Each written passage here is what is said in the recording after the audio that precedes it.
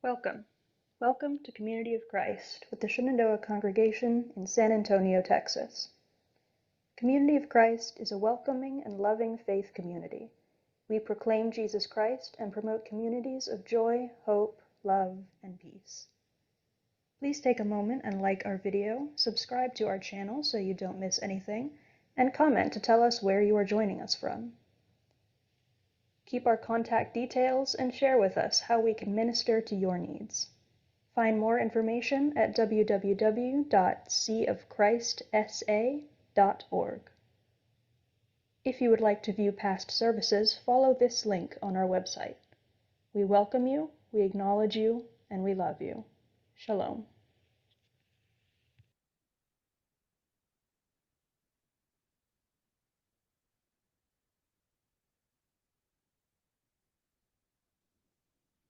Our speaker today, as I mentioned earlier, is Wayne Talcott, and he is from Florida. As some of you know, he and his wife Lisa formerly lived in San Antonio, but moved to Braden, Florida a few years ago. We are indeed grateful that Wayne continues to be a speaker for our congregation, especially this week. As we are all aware, Florida was hit earlier this week with a strong hurricane named Milton that caused quite a bit of damage and was on the heels of Hurricane Helene. Wayne has a Wi-Fi connection this morning, and so let us thank God for his many blessings, right? So Wayne, please let us hear what God wants you to tell us today. Okay, and my sermon just disappeared. Let me call it up. I'll say good morning, everybody. Yeah, it's been quite a trip. Lisa and I went to Europe for a week during Helene, so we got the house all put up. We had someone staying at the house with the dogs. Got back after Helene, put everything quickly back outside, only to have Milton show up, everything back in the house.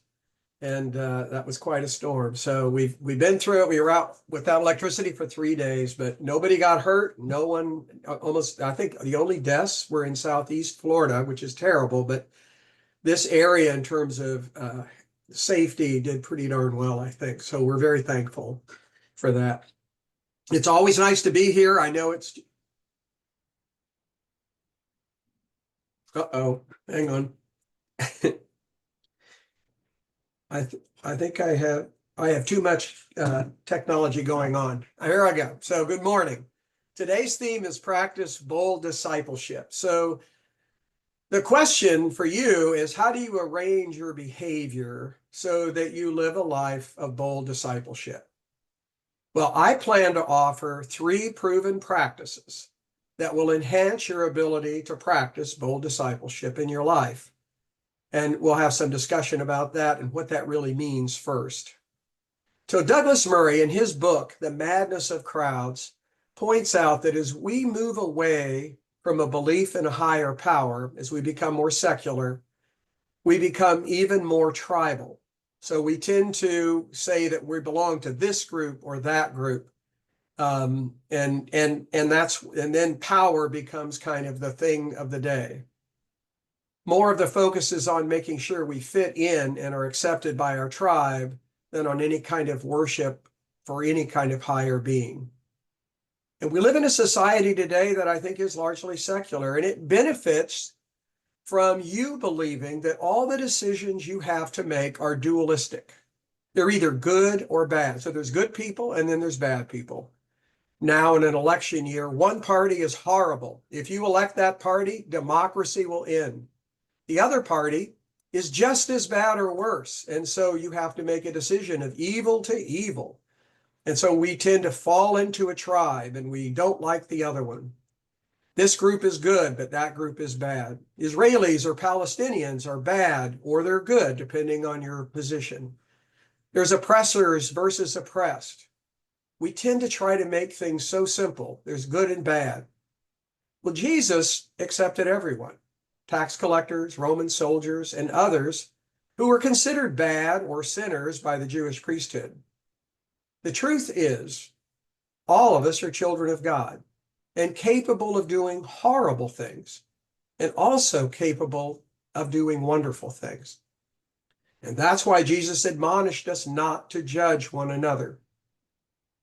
To understand the will of the Lord, I think, is to align our human will with God's in collaboration towards some common goal. Those who are wise understand God invites all humans into cooperative action to bring about transformation and new life. Here's an example. Amazing Grace is the most popular Christian hymn ever written and has been recorded more than 7,000 different times. We all know the tune and probably even the words of the first verse by heart. Amazing grace, how sweet the sound that saved a wretch like me. I once was lost, but now I'm found, was blind, but now I see. What you may not know is the story behind this famous hymn was written in 1772 by a British fellow by the name of John Newton. Newton was 47 years old when he wrote it, after having led a life, as he later described, of dissipation and sin, bereft of religious conviction and moral principles. He made his living transporting slaves, after having himself fled forced enlistment in the British Royal Navy. One night, when Newton was aboard a ship returning to London, a storm broke out that swept many of his fellow sailors out to sea and nearly did the same to him. Later, wondering why he survived, he concluded it was the hand of God, that there was a plan for his life, and his job was to discover what that was. His habits and beliefs changed as he turned his focus to divine love. He married. He ultimately became a clergyman and an ardent abolitionist against slavery. Today, he's considered one of the people most responsible for the legal end of that institution in Great Britain. Newton believed his faith was what made him truly free for the first time in his life. He certainly isn't the first person to believe this. Newton's famous hymn makes two striking claims. First, he didn't find his faith. He was found. And his happiness didn't come from avoiding the truths of life. On the contrary, his happiness came only when he was able to finally see the truth.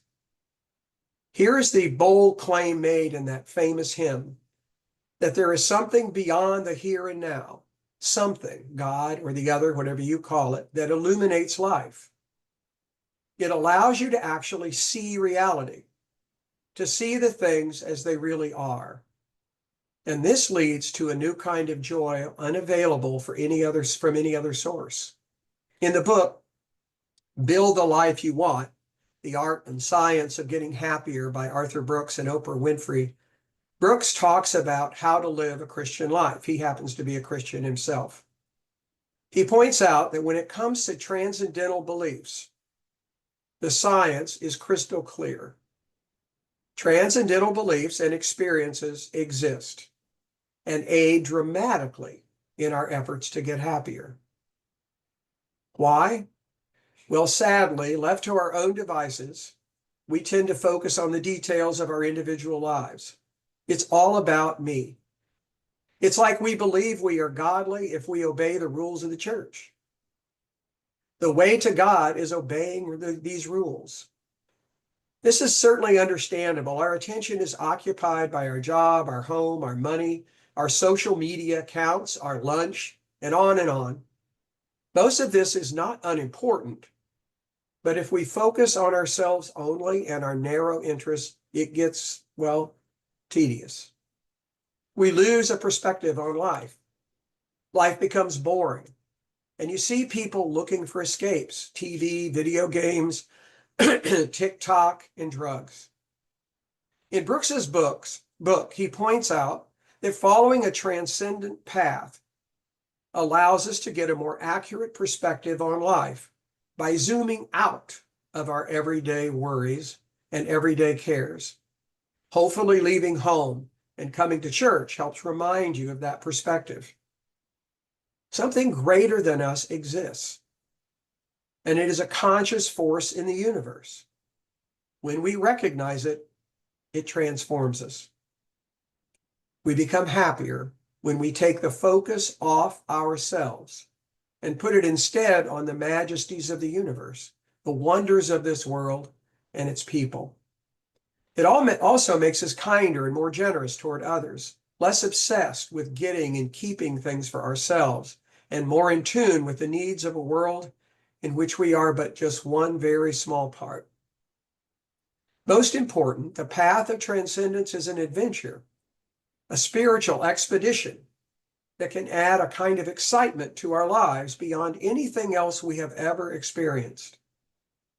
But the world and our emotions hold us back. People are shamed by the claim that the interior life is unscientific, that the lack of proof of things unseen is evidence that transcendental beliefs are nothing more than a form of superstition. Brooks asks, given this view, why do religious and spiritual people practice? Ask them, and they'll rarely say, so I can be happier. Rather, they will most likely tell you, like John Newton, that it allows them to make sense of their lives in a confusing world. They have found that insight is not available through their ordinary routines or through worldly distractions, such as entertainment and consumption. Many people seek a source of experiences that are bigger than what daily life can provide, such as a sense of awe, a feeling of oneness with others or the divine, and a loss of the boundaries of space and time. The biggest mistake people make, I think, when seeking a spiritual path is pursuing it for their own personal ends. You see, we tend to get love most when we give it freely. Brooks's comments that there is a theme to his book, and that what runs through the entire book, all his suggestions on how to live a better life, is one thing: love. In Corinthians, 1 Corinthians 13, Paul's concerned that the gathering of believers in Corinth, they weren't called Christians at that time, it's too early, they were struggling to understand what matters most. Paul, in his usual way, makes what's most important very clear. It's love. Paul says this: love is patient. Love is kind. It does not envy. It does not boast. It is not proud. It does not dishonor others. It is not self-seeking. It is not easily angered. It keeps no record of wrongs. Love does not delight in evil, but rejoices with the truth. It allows, it always protects, it always trusts, always hopes, and always perseveres. Like happiness, love isn't a feeling. Martin Luther King Jr. put it this way in 1957. He said, love is not this sentimental something that we talk about. It's not merely an emotional something. Love is creative, understanding, goodwill for all. Love is a commitment. It's an act of will and discipline. Love, or I like to use the word compassion, like getting happier, is something that you get better at with practice. It becomes more automatic with repetition.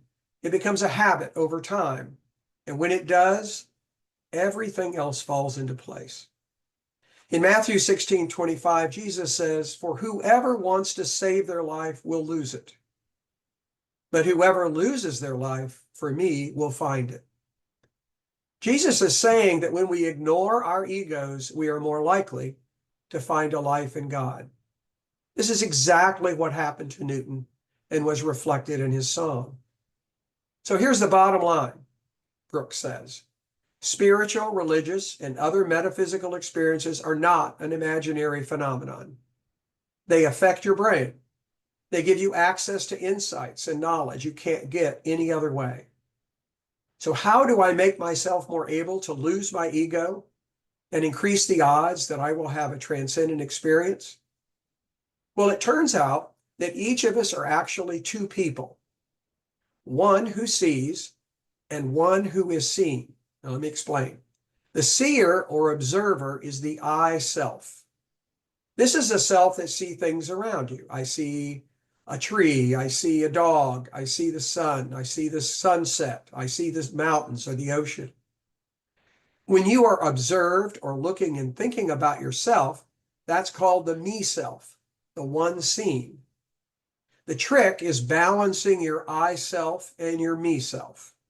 Richard Rohr, in his book, Falling Upward, says the goal is to increase the I self while decreasing the me self. Most of us spend way too much time being observed and not enough time observing. We think constantly about ourselves and how others see us. We look in the mirror every day, many times. We check our mentions on social media. We obsess over our identities. This brings nothing but trouble. Your happiness goes up and down like a yo-yo, depending on whether you perceive yourself positively or negatively in any given moment. This instability is hard to bear. No wonder self-absorption is associated with anxiety and depression. When you pay too much attention to yourself, you ignore a lot about the outside world. You feel less free when you are worrying about how am I doing and what do others think of me. Children sometimes inspire us with their unself-consciousness, just being themselves, because they often stay for a long time in the I-self state, just observing, acting, enjoying. The idea that you should spend more time thinking about the world than about yourself predates modern science and philosophy. For example, it's a core focus of Zen Buddhism, which is fundamentally an attitude of pure outward observation. Life is an art, the Zen master Suzuki wrote in 1934. And like perfect art, it should be self-forgetting. Robert Waldinger, a Harvard psychiatrist, explains it this way. When I'm aware of self, I call Bob. It's me in relation to the world. When that falls away in meditation or when I'm standing in awe of a waterfall, the sense of a self that is separate from everything else subsides, and it just sounds, it's nothing but sounds and sensations. Jesus is teaching that anyone who wishes to follow me must deny himself is usually interpreted as focusing on God and other people. But doing so also requires a greater emphasis on the I, or experiencing self. Okay, so that's, you may understand that, but how do you do that? How do I live a life of bold discipleship? How do I get closer to God? Well, first, take steps to increase the I, or observing self, from the me self. Here are some suggestions. As I read these recommendations, pay attention to how you find yourself reacting to them as I read them. Here are some things that help increase the I self. Turn off your social media notifications. Adopt an absolute ban on Googling yourself.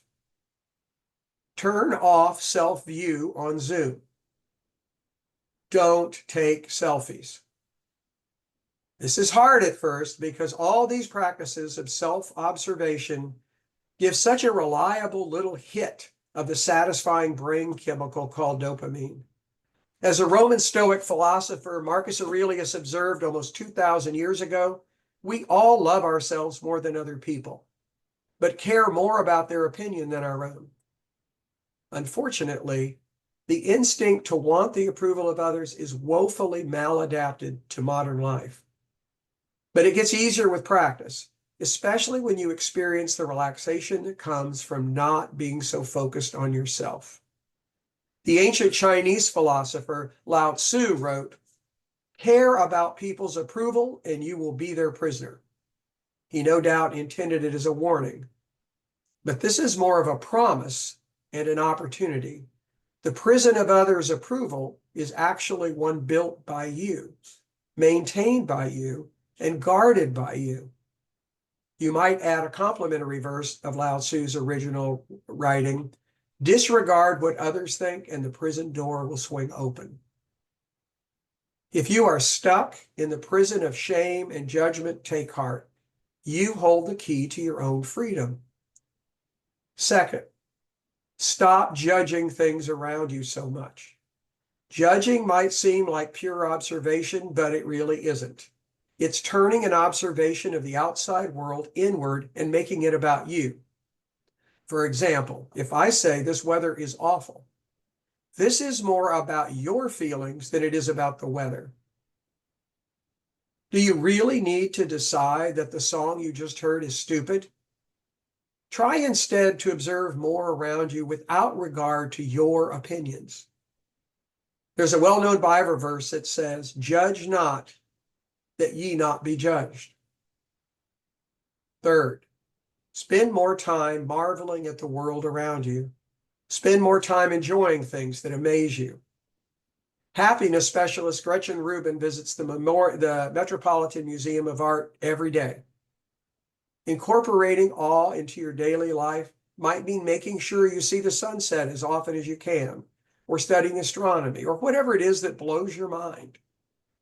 By spending less time on me, judging others, and instead looking for awe, we put ourselves in the best state to feel connected to God, to experience reality as it really is, and helping us to find a meaningful and joyous place in this world. I started with the words of Paul talking about what love is. I'd like to end with the words of Paul explaining the importance of love relative to other important things in this life. So here's the words of Paul. If I speak in tongues of men or angels, but don't have love, I am only a resounding gong or a clanging cymbal. If I have the gift of prophecy and can fathom all mysteries and all knowledge, and if I have a faith that can move mountains, but do not have love, I am nothing. If I give all I possess to the poor and give over my body to hardship, that I may boast, but do not have love, I gain nothing. Amen.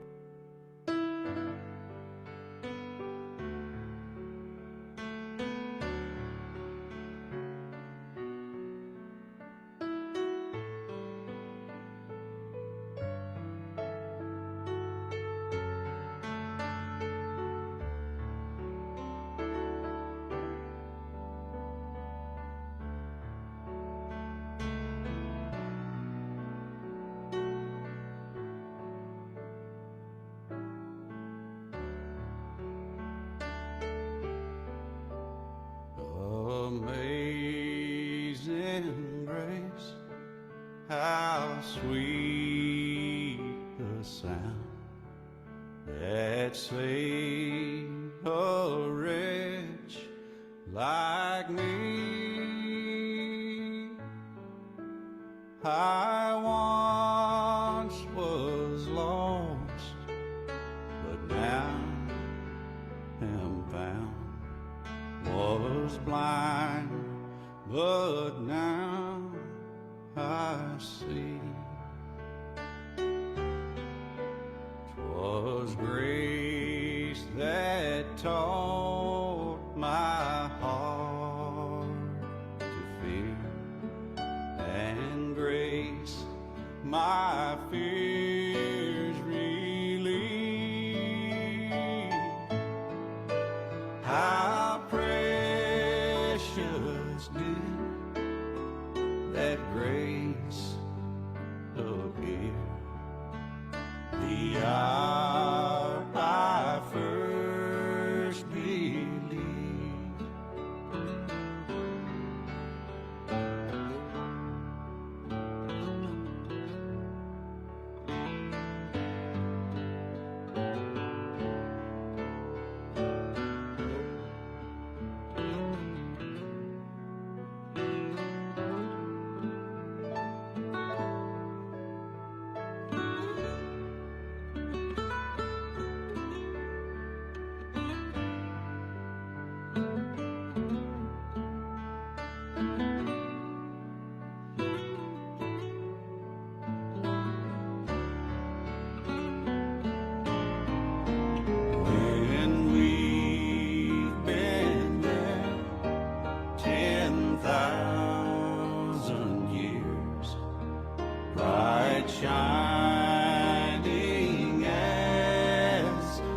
sun.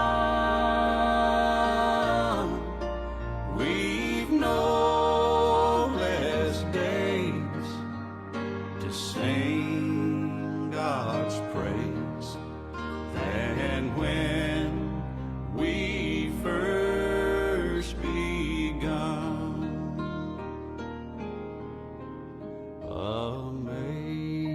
Amazing grace, how sweet the sound that saved a wretch like